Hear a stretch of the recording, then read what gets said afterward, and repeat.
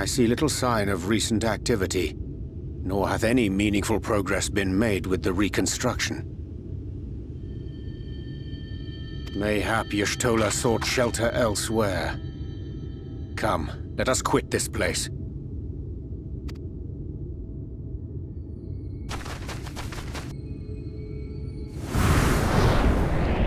Now! Surround them!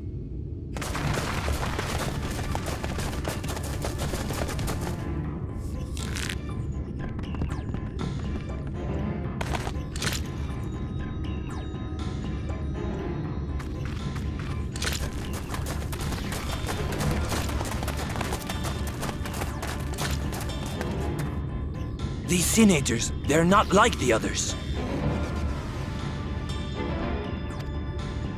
There's a reason for that. Lower your weapons, please. We mean you no harm. How is it they can speak? It's a Sin-Eater trick. They mean to kill us all.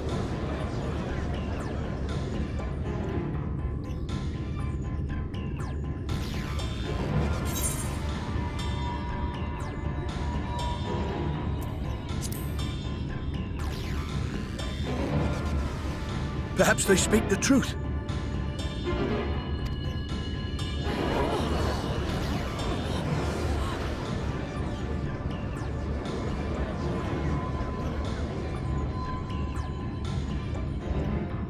Oh, for the love of... I had hoped that by accompanying you, we might come to understand one another. But all I have come to understand is that you have a knack for inflaming the natives. You've committed the cardinal sin of boring me. And so I retire to the shade.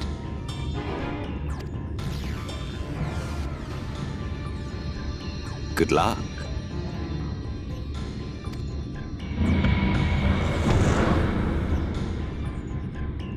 There! Did you see that one disappear?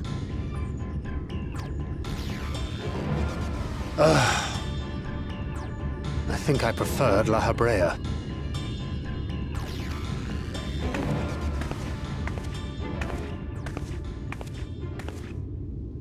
Enough. Runard, report.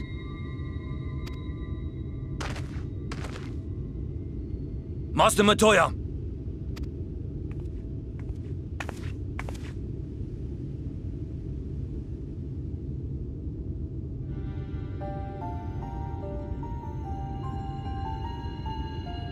We apprehended them as you ordered, but are you certain these are Sin-Eaters? The intense light of the ether I saw was unmistakable. If not Sin-Eaters, then what?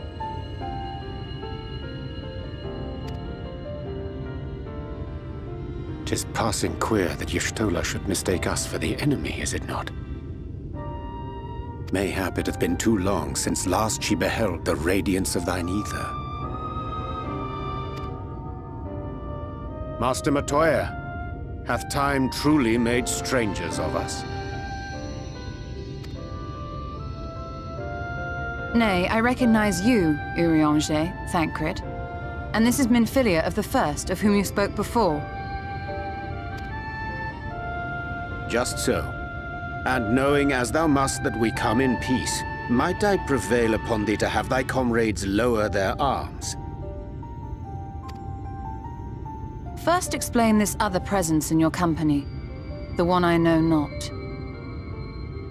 There is but one manner of creature in this world whose ether is suffused with such an abundance of light.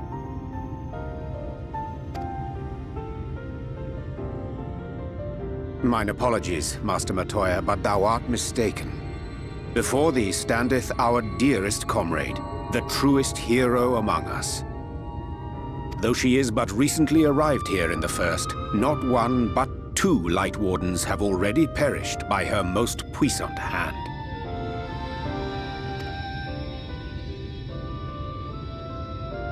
It cannot be.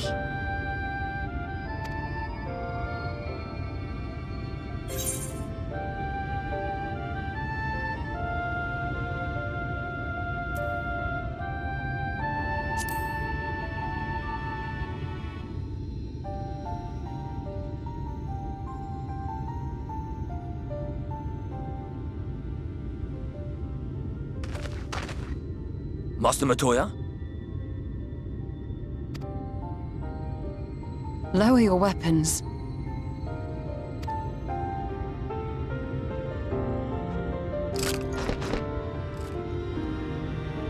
Forgive us this hostile welcome. Come. I would give you a proper introduction to Raktika and its people.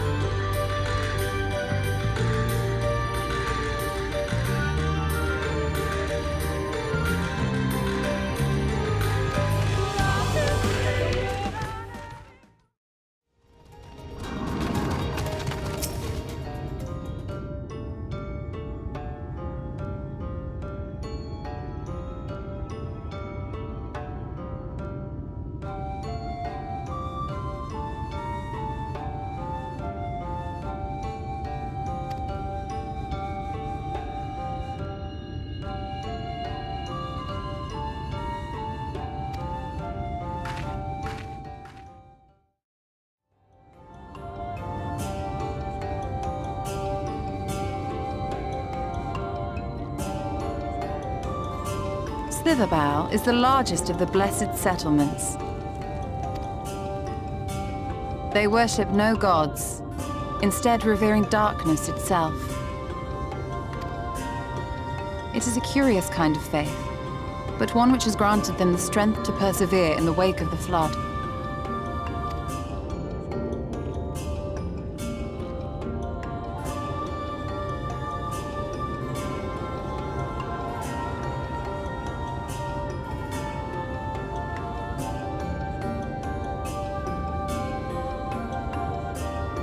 I hope you weren't expecting a grand feast by way of welcome. They are a simple people.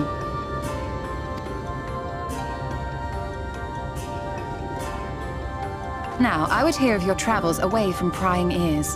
Come.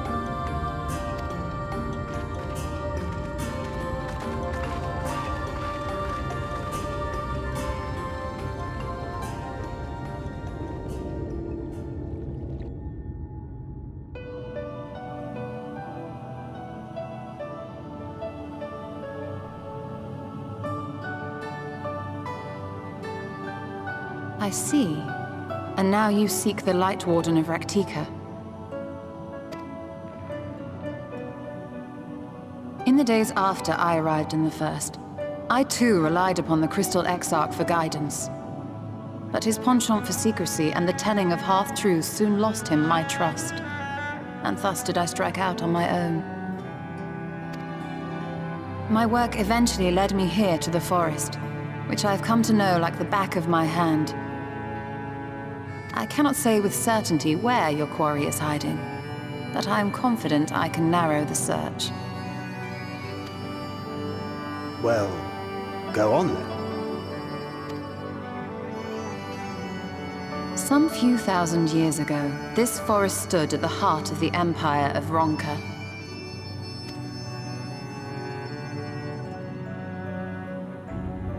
A great many relics of that civilization can still be found to the east in Ixmaya. Or rather, could be found, were the area not fiercely guarded.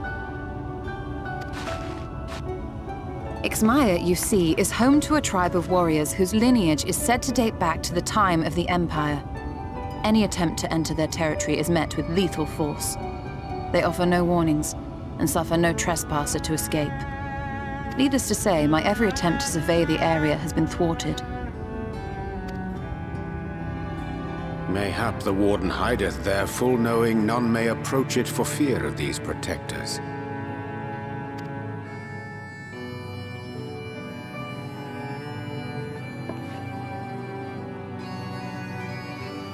As for the tablet...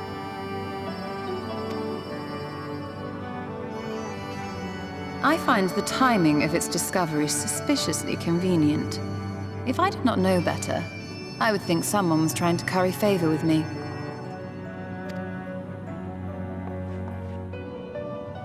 Regardless, it will take time to decipher these writings. Yet I would not be at all surprised if they somehow held the key to entering Ixmaya unmolested. The Exarch has a nose for serendipity. If there is aught I can do to assist thee in unraveling their secrets, thou needst only ask.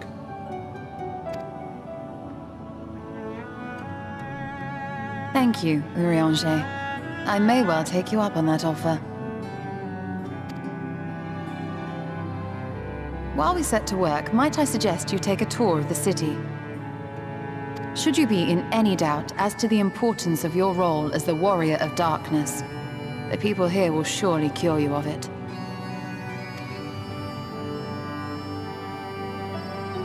I must say, Ishtola, while most of us have struggled to come to terms with our altered circumstances, you seem to have adapted rather well.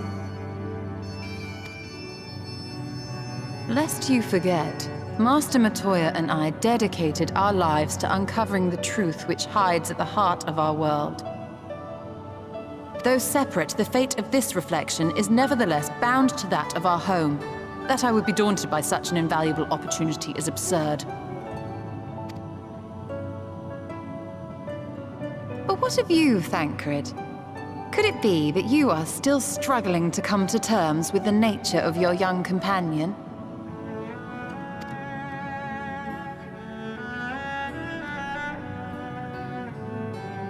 My struggles are none of your concern. Quite why you would speak thus and in this company, I do not know. Perhaps you left more of yourself back in the source than I assumed. If you'll excuse me.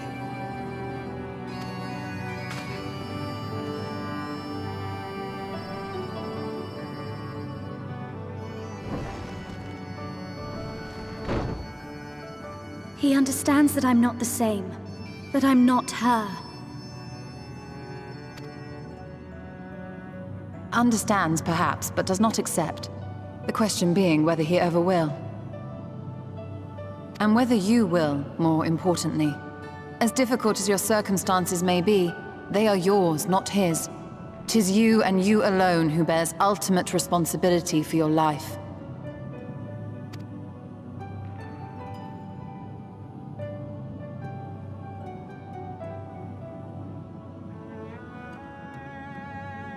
But you need not make any hard choices now. Why not go and get some fresh air, clear your head?